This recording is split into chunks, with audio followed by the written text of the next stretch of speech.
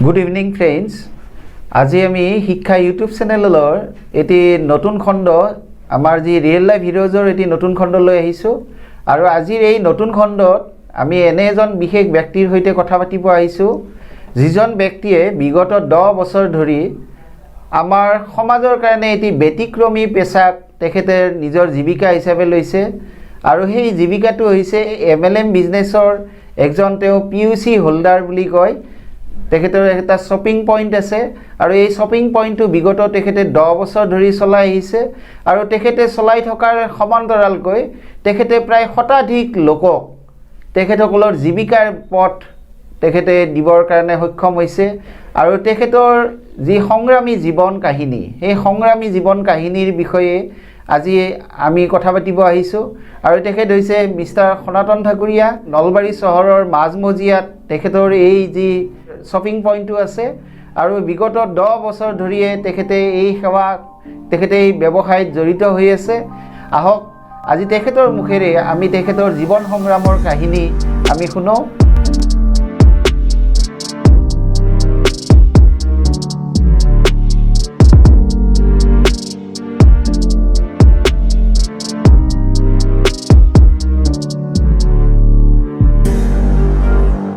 নমস্কাৰ ঠাকুৰীয়া দা। নমস্কাৰ। আপোনাৰ চমু পৰিচয় জানিব বিচাৰিম। নাম সনাতন ঠাকুৰীয়া, হয়। ঘৰ পিপলিবাৰীত, জিলা নলবাৰী। দেউতাৰ নাম স্বৰ্গীয় যোগেশ্বৰ ঠাকুৰীয়া, মাৰ নাম দ্ৰৌপদী ঠাকুৰীয়া। ঠাকুৰীয়া দা, আপোনাৰ যি শিক্ষা জীৱন, আপুনি আপোনাৰ শিক্ষা জীৱনৰ বিষয়ে আমি কিছু জানিব বিচাৰিম। মোৰ শিক্ষা জীৱন বুলি ক'লে মই গাঁৱতে পঢ়া আৰম্ভ কৰিছোঁ, মানে প্ৰাথমিক বিদ্যালয় শিক্ষা গাঁৱতে। আপোনাৰ মেট্ৰিকলৈকে মই পিপলিবাৰী হাইস্কুলৰ পৰা মেট্ৰিক দিছিলোঁ। হয়। কিমান চনত আপুনি কৰিছিল? 92ত মেট্ৰিক পাছ কৰিছিলোঁ। 92 চনত? হয়, 92 চনত। তাৰপিছত মই হায়াৰ ছেকেণ্ডেৰী পঢ়িলোঁ মই শলমাৰা উচ্চতৰ মাধ্যমিক। হয়।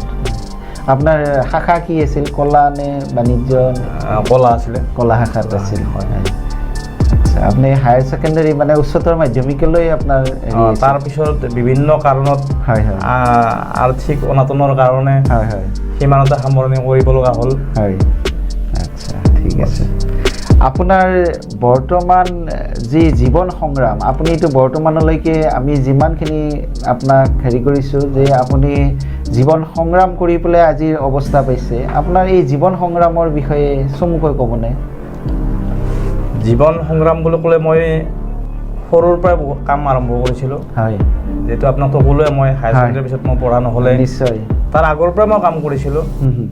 কেনেকুৱা ধৰণৰ কাম আৰম্ভ কৰিছিল আপুনি? তাৰমানে যেতিয়া হাইস্কুলত পঢ়ি থকা অৱস্থাতো মই কাম কৰিছিলোঁ। হয়। কেনেকুৱা ধৰণৰ? ওচৰতে এটা তৰ্জা উদ্যোগ আছিলে, তাতেও মই কাম কৰিছিলোঁ। আপুনি তাৰমানে তৰ্জা কাৰণে পাৰ্ট টাইমৰ কাৰণে অলপ কাম, বেছি ফুল টাইম নহয় আৰু অলপ কাম কৰিছিলোঁ। তাৰপিছত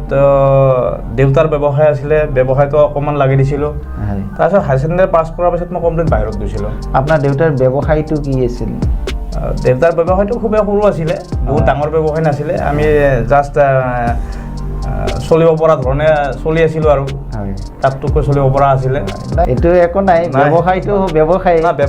হয়ে, ব্যৱসায় সৰু ডাঙৰ নাই। আৰু ময়ো যেতিয়া কাম আৰম্ভণি কৰিছিলোঁ, মই বিভিন্ন সৰু কামৰ পৰা আৰম্ভণি কৰিছিলোঁ। মই ডাঙৰ কাম কৰা নাছিলোঁ,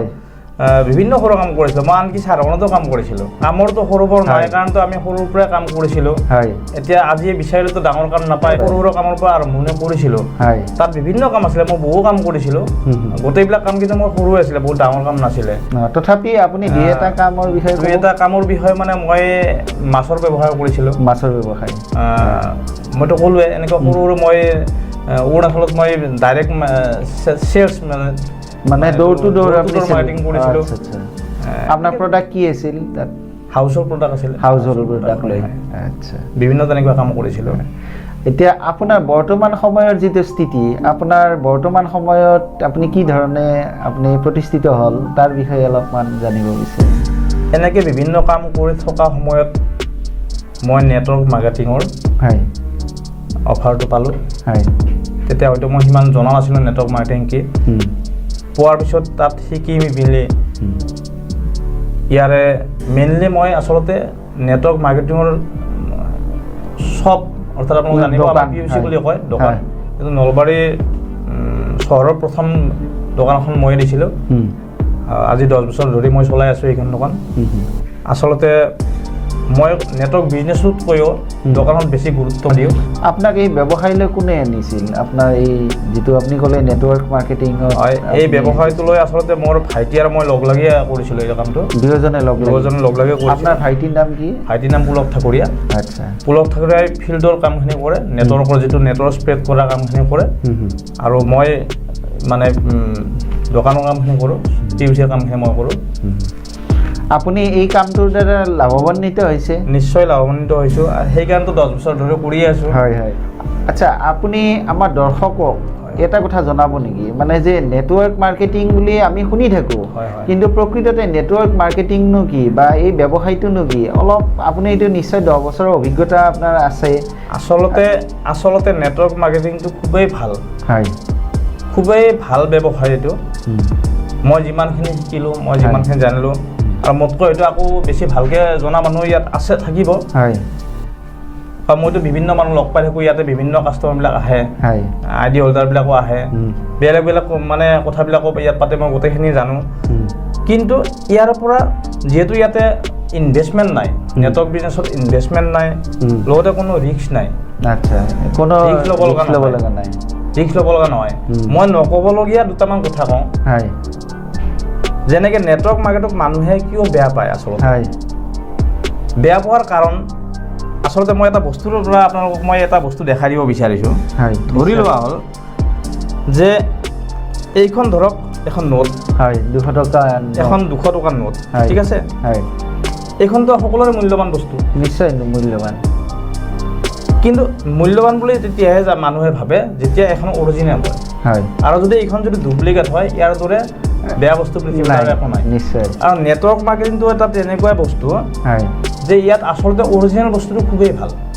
কিন্তু তাৰ যিবিলাক ডুপ্লিকেট আছে সেইবিলাকৰ কাৰণে মানুহে ডুপ্লিকেটখিনিহে জানিছে অৰিজিনেলখিনি মানুহে জনা নাই সেইকাৰণে মানুহে নেটৱৰ্ক বিজনেছ কৰিব মানুহে টান পায় ইয়াৰে আচল বস্তুটোনো কি নেটৱৰ্ক বিজনেছৰ আচল কাহিনীও কি সেইখিনি বহুত মানুহে নাজানে কাৰণে ইয়াক বেয়া ভাবি লয় আৰু ডুপ্লিকেটটো জানে যিটো বস্তু মানে আগতে আমি শুনিছিলোঁ মই কিন্তু কৰা নাই যে ধৰক ইয়াতে আপুনি 1000 টকা দিব লাগিব আপুনি 10000 পাব 2000 দিব লাগিব মানে মানিটাৰী স্কিম সেইবিলাকৰ কথা মানুহে জানে কাৰণে নেটৱৰ্ক বিজনেছত বেয়া বুলি ভাবি লৈছে এইটোৱে কথা আচ্ছা এই মানুহে যেতিয়া নেটৱৰ্ক বিজনেছৰ কথা আপুনি ক'লে যিহেতু এতিয়া নেটৱৰ্ক বিজনেছৰ বিষয়ে জানিবলৈ তেওঁলোকে কেনেকুৱা কি ধৰণে আগবাঢ়িব লাগিব কেনেকৈ তেওঁলোকে গম পাব মানে নেটৱৰ্কৰ বিষয়ে কেনেকৈ গম পাব নেটৱৰ্ক বিজনেছটোৰ বিষয়ে গম পাবলৈ হ'লে প্ৰথম কথাটো ইয়াতে এণ্ট্ৰিটো হ'বই লাগিব এণ্ট্ৰি নকৰাকৈ আজিকালি যিটো আপোনালোকৰ দৰে যিটো চেনেলবিলাক আছে চেনেলৰ পৰাও জানিব পাৰে লগতে ইয়াতে বিভিন্ন ধৰণৰ কিতাপ কাগজ পঢ়িও জানিব পাৰিব কিন্তু যদি প্ৰেক্টিকেল কৰিব লগা হয় ব্যৱহাৰিক জ্ঞান ইয়াত আৰম্ভণি যদি কৰে যিকোনো নেটৱৰ্কৰ পৰা যদি আপুনি আৰম্ভণি নকৰাকৈ ভালকৈ জানিব নোৱাৰিব আৰম্ভণি কৰিলে আচলতে নেটৱৰ্কৰ পৰা কি লাভ হ'ব সেইখিনি আৰম্ভণি কৰিলেহে গম পাব আচলতে প্ৰেক্টিকেল সদায় প্ৰেক্টিকেলে হয় আপুনি যিমানখিনি পঢ়িলেও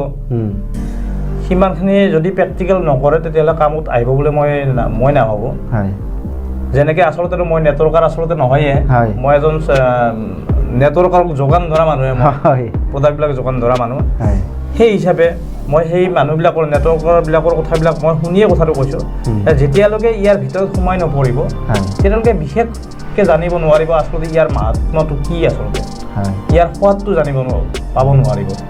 তাৰমানে আমাৰ বৰ্তমান সময়ত যি ধৰণৰ কথাবিলাক চলি আছে আমি বাহিৰে যিবিলাক প্ৰচাৰ হয় সেইবিলাক কথাত তাৰমানে ভিত্তি নাই আৰু এনেকুৱা হ'ব পাৰে যে সচেতনতাৰো অভাৱ হয় আৰু এতিয়া এটাই ভাল লগা কথা যিহেতু আমি শুনি আছোঁ এইবিলাক বিভিন্ন আমাৰ অসমত যদি হোৱা নাই বাহিৰত আমাৰ স্কুল কলেজত এইবিলাক পঢ়া আৰম্ভ কৰিছে নেটৱৰ্কৰ ওপৰত পঢ়াৰ কথা আৰম্ভ কৰিছে এতিয়াও যেতিয়া আমাৰ অসমতো এইবিলাক স্কুল কলেজত পঢ়াব আৰম্ভ কৰিব তেতিয়া আমাৰ ব্যৱসায়বিলাক আৰু উন্নতি হ'ব বুলি মোৰ বিশ্বাস নিশ্চয় হয় আচ্ছা আপুনি বিগত 10 বছৰ ধৰি আপুনি এই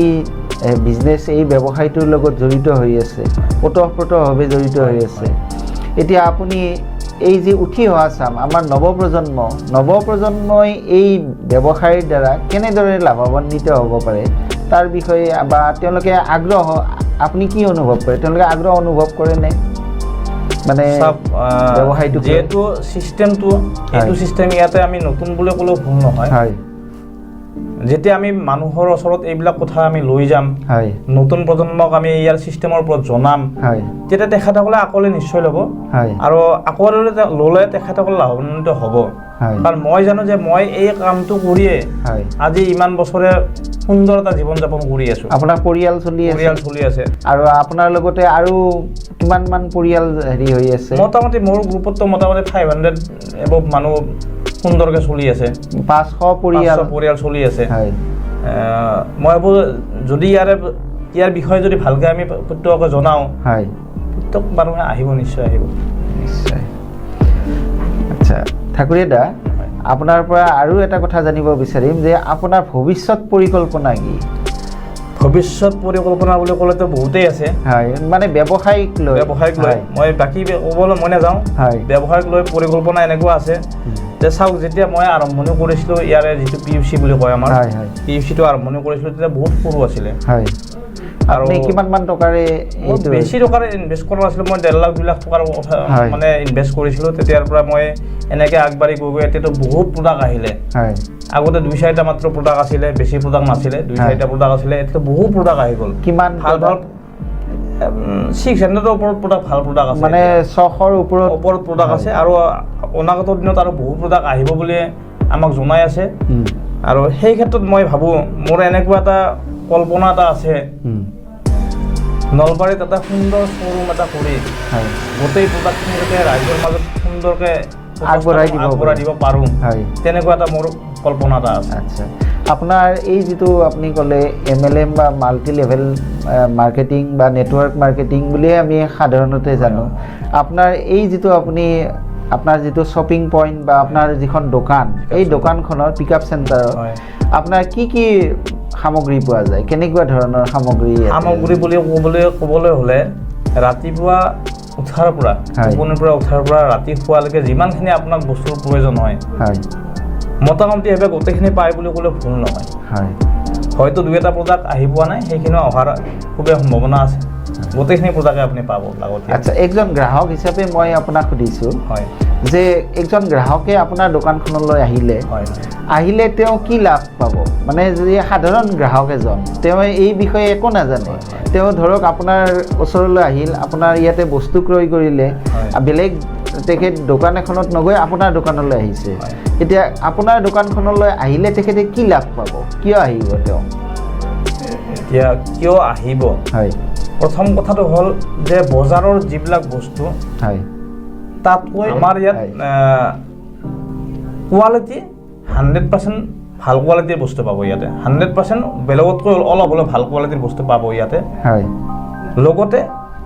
1 টকা হ'লেও কম দামত পাব ইয়াতে MRP বস্তুও ভাল পালে দামো 1 টকা হ'লেও কমত পালে লগতে মানুহজনে তাৰ পৰা এটা কমিশ্যনে পাব তেখেতে মানে তেখেতৰ এটা সঞ্চয় হ'ব তাৰমানে বজাৰ কৰিয়ে তেখেতে সঞ্চয় কৰিব পাৰিব যদি ধৰক আমি এটা এক্সাম্পল যদি দিওঁ যে মানুহ এজনে ধৰক জন্মৰ বজাৰ নকৰে এটা ডাঙৰ হোৱাৰ পিছত 18 বছৰ 20 বছৰ পিছত বজাৰ কৰে তেতিয়াৰ পৰা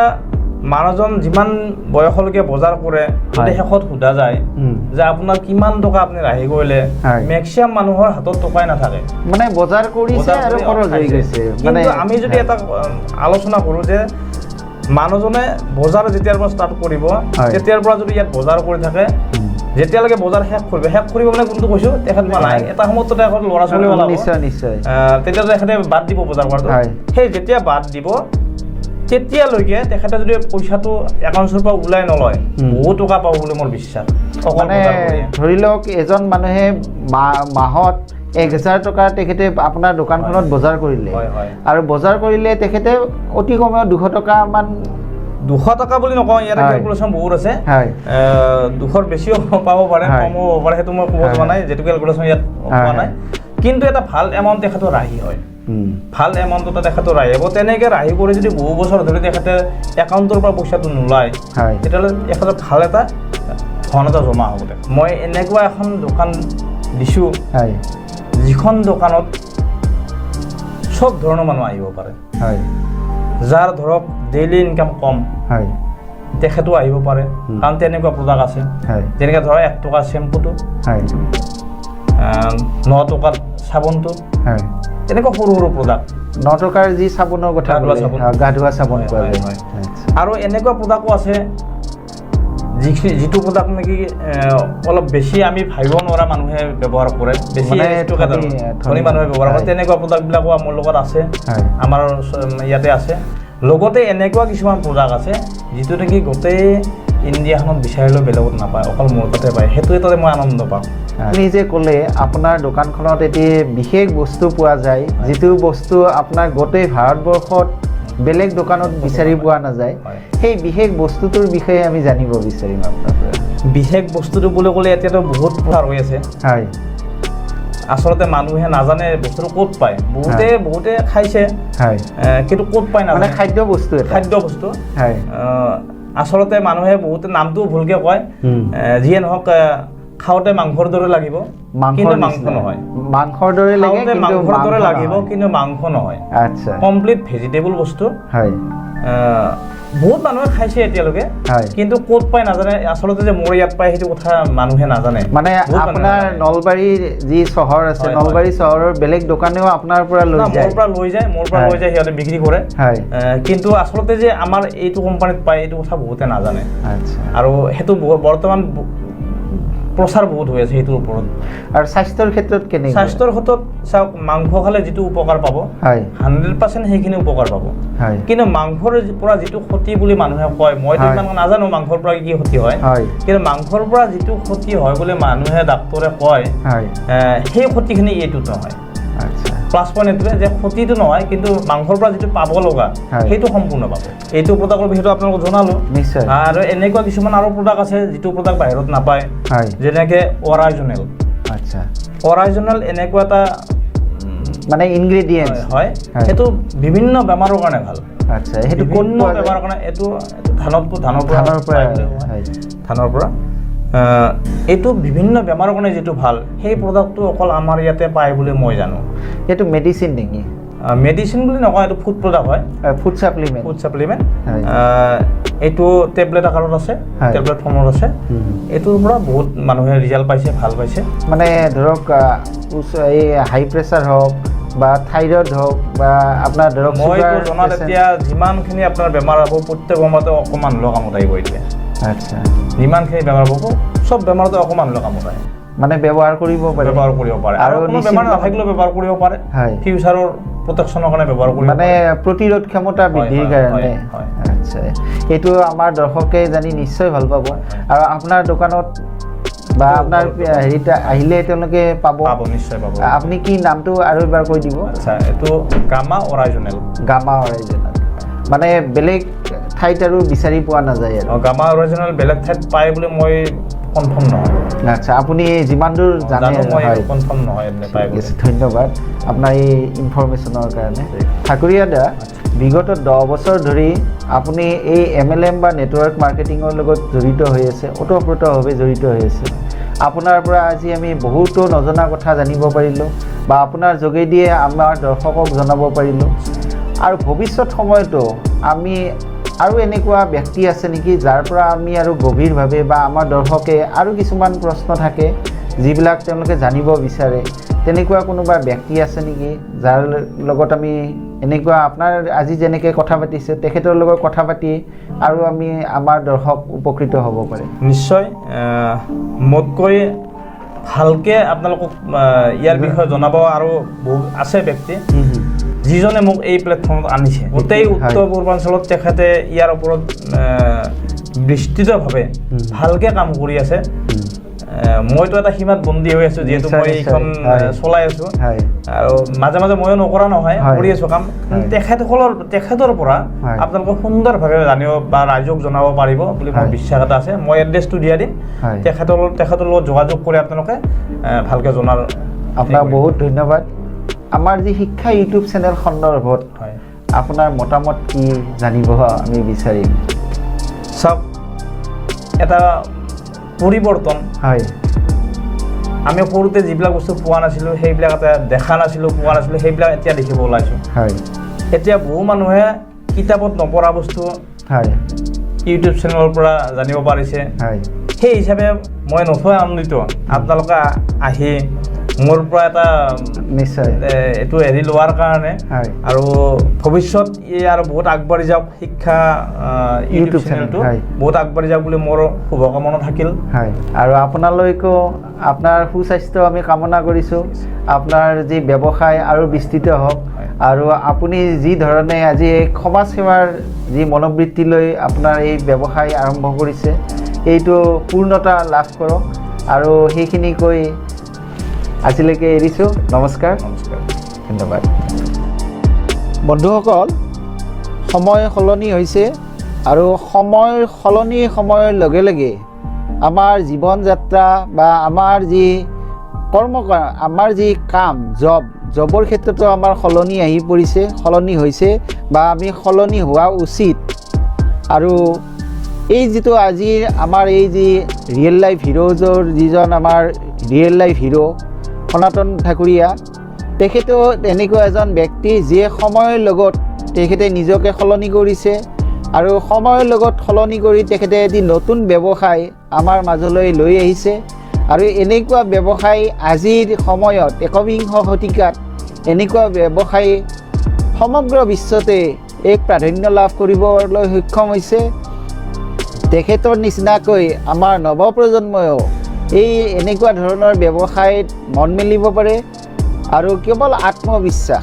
আত্মবিশ্বাসেৰে সৈতে এনেকুৱা কামত যোগদান কৰিলে নিশ্চয় আমাৰ উঠি অহা প্ৰজন্ম আমাৰ যি যুৱক যুৱতীসকল আছে তেওঁলোকে এনেকুৱা ব্যৱসায়ত সফল হ'ব পাৰে বুলি আমি